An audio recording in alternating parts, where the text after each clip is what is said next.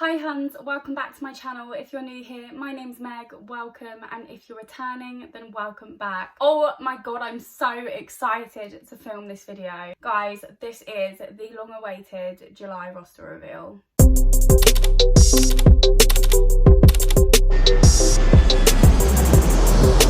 So before I start, I am aware that it is already halfway through July.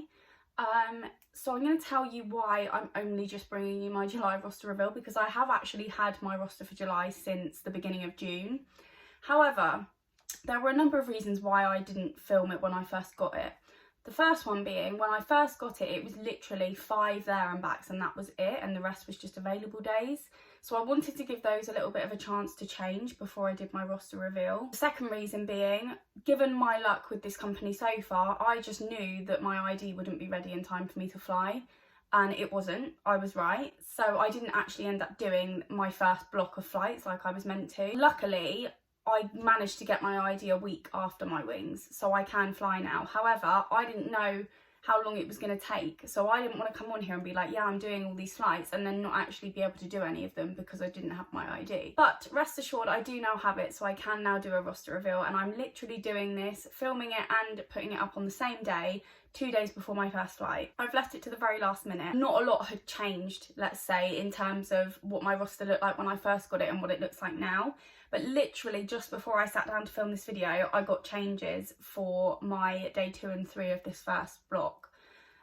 So yeah, it's a little bit more interesting. I will say this month's roster isn't massively interesting. Like, it's quite generic. It's quite similar to what I did at EasyJet with maybe a few minor changes.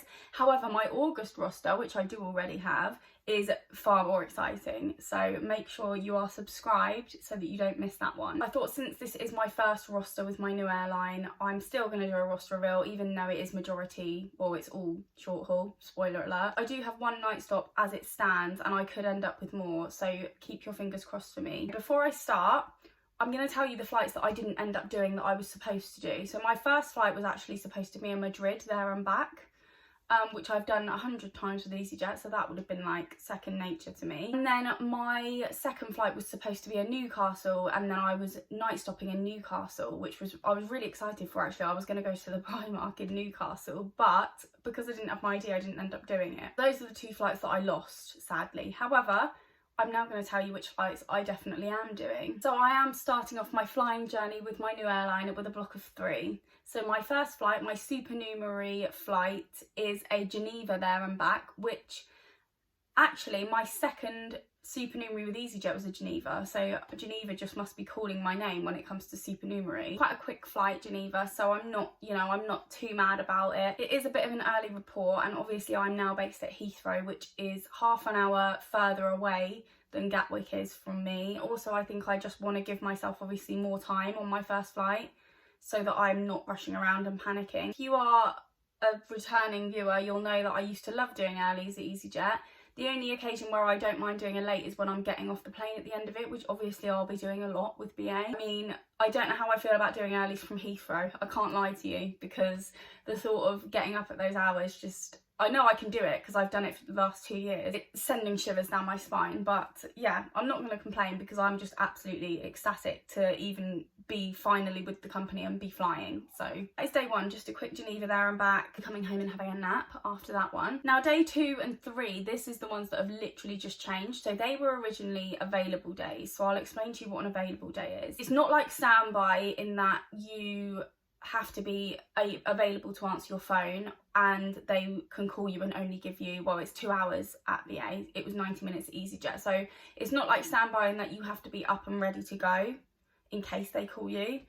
Available days, generally they will change either the day before or a few days before, like they've done with me now. I mean, the days that they've changed are this weekend, which is 3 days from now, and they've just changed it today. So they generally give you quite a lot of notice, but even if they did call me on the day, they have to give you a minimum of 10 hours notice. So if they called me at 6 a.m. I don't even have to answer the phone if I'm not awake. They can leave me a message and I can check my roster. So as long as I accept the duty, I don't necessarily have to answer the phone. If they called me at 6, I wouldn't be able to report until at least 4 p.m. because they have to give me the 10 hours. I think it's usually between 6 and 1, and if they haven't called you by then, you can assume that you're not working. However, I think that they do give you notice. Like if they're not going to call you, they do just change it to non-op. So that's what an available day is, and that's what these 2 days were originally until about 10 minutes ago when they changed. So on day 2, I do have another Geneva there and back. However, when I get back, I'm then going out again to Milan Linate, and I'm night stopping there,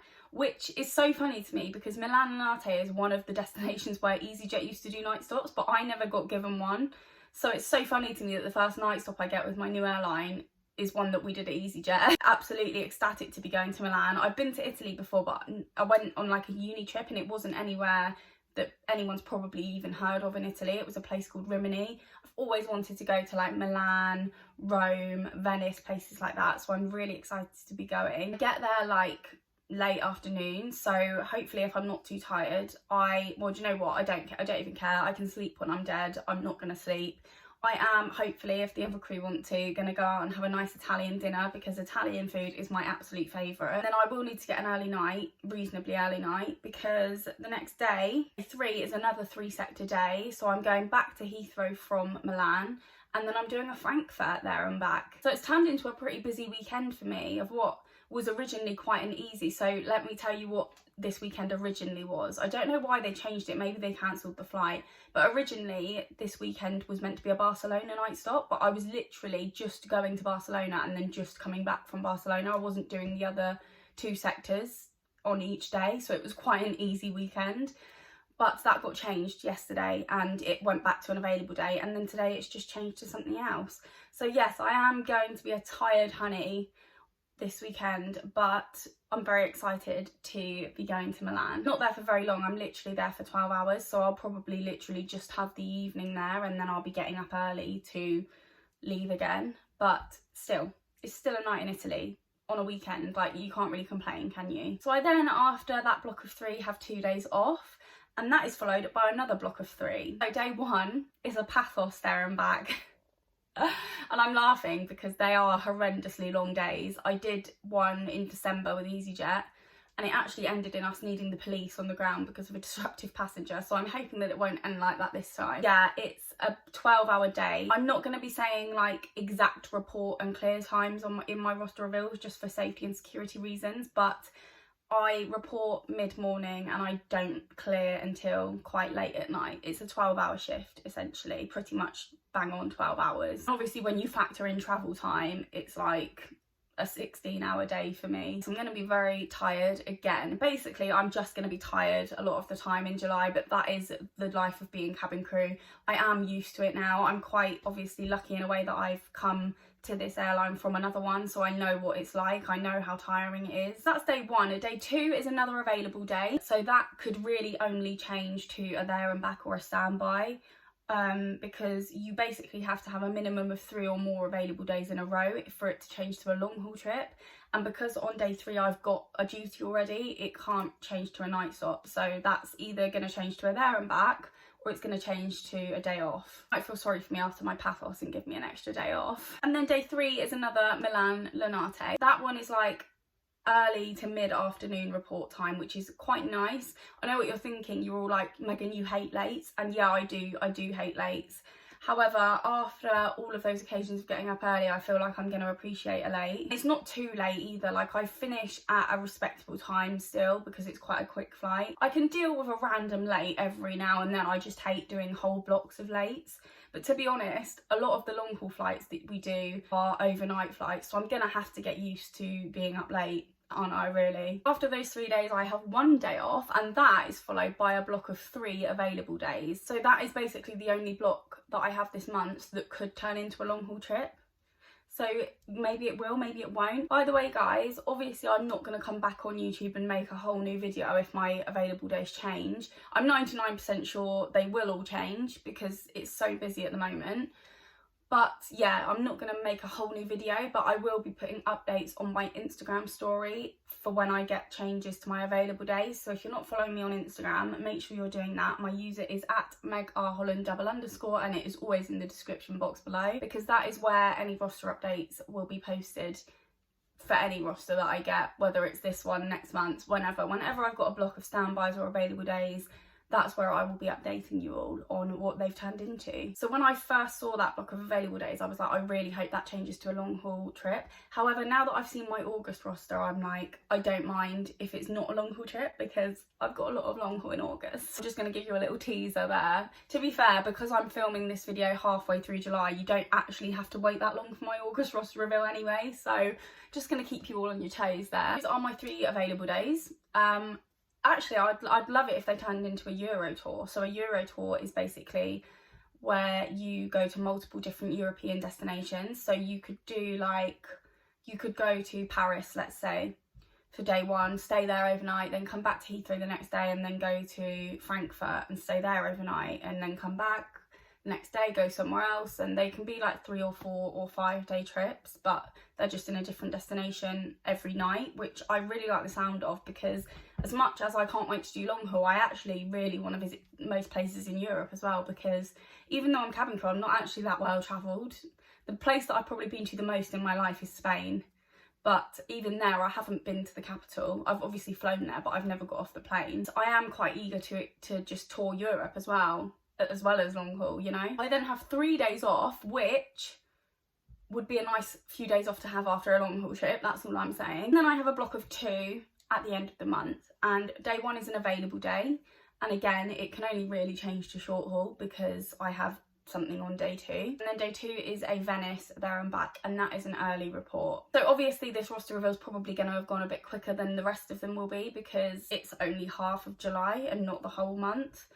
But that is because I didn't graduate until the 4th of July, and then obviously I had to wait a week to get my ID. That is my July roster reveal, guys. I really hope it was worth the wait. I'm so sorry that it's taken me so long, and I know you've all been eagerly waiting for it, and trust me, I've been eagerly waiting to do it, but I just really didn't want to sit down and film it and then it will be a lie, you know what I mean? I hope you are all as excited about this new journey that I'm embarking on. In terms of vlogging my night stop, I don't know if I'm going to or not, because I'm not there for very long. I may do. If I do, I'll let you all know. Well, you'll know anyway, because it'll be the next video that you watch after this one. This is obviously a midweek upload from me, and that's because I just wanted to get my roster reveal up as soon as possible. And also, if I'd waited until Sunday to upload it, then you would have already seen on my Instagram stories, if you follow me, where I've gone, so it wouldn't have been as much of a surprise. So there won't be an upload this Sunday, guys, purely because I've done my upload in the middle of the week. I know I haven't been as consistent with YouTube over the past month or so, and I'm sorry about that, but I'm sure that you can understand. I've had a lot to do and I haven't had that much free time. Also, I know that you're all just waiting for the cabin crew content. Like, you don't really care about fashion content and all that. I know you're waiting for the cabin crew content, so I didn't just want to like film pointless videos that I know no one's interested in. I would rather just wait until I can film the content that I want to film and the content I know you want to watch. Anyway, that is it from me, guys. I really hope you enjoyed this video. If you did, please give it a big thumbs up and subscribe to my channel so that you don't miss any more roster reveals or any more travel vlogs. Thank you all so much for watching, and I shall see you in my next video.